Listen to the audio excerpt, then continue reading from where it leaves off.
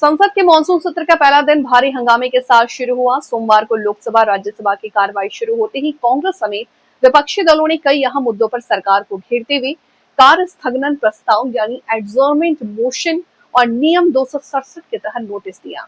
विपक्ष ने NEET exam में कथित पेपर लीक, परीक्षा प्रणाली में पारदर्शिता की कमी, अयोध्या राम जन्मभूमि तीर्थ क्षेत्र ट्रस्ट से जुड़े वित्तीय प्रबंधक और पारदर्शिता के मुद्दे पर तत्काल चर्चा की मांग की।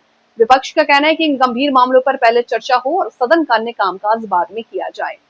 कांग्रेस सांसद मणिकम टैगोर ने शिक्षा मंत्री धर्मेंद्र प्रधान पर निशाना साधते हुए कहा कि बार बार परीक्षा प्रणाली में खामियां सामने आने के बावजूद सरकार कोई ठोस कदम नहीं उठा रही है। उन्होंने दावा किया कि तमिलनाडु में इस वर्ष 5 छात्रों ने आत्महत्या की, जिनका संबंध नीट परीक्षा से उत्पन्न मानसिक दबाव और निराशा से है। टैगोर ने कहा, ये केवल अलग अलग घटनाएं नहीं बल्कि एक ऐसी परीक्षा व्यवस्था का परिणाम है जो चरमराई हुई है, अपारदर्शी हो चुकी है।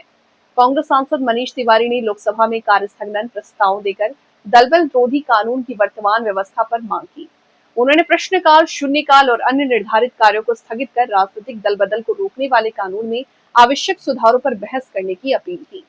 वहीं राज्यसभा में कांग्रेस सांसद रंजीत रंजन ने राम जन्मभूमि तीर्थ क्षेत्र ट्रस्ट पर पारदर्शिता, जवाबदेही और संस्थागत निगरानी से जुड़े मुद्दों पर तत्काल चर्चा की मांग की है। इसके साथ ही 267 के तहत नोटिस देकर राम जन्मभूमि ट्रस्ट से जुड़े मामले पर सदन में तत्काल बहस कराने की मांग उठाई।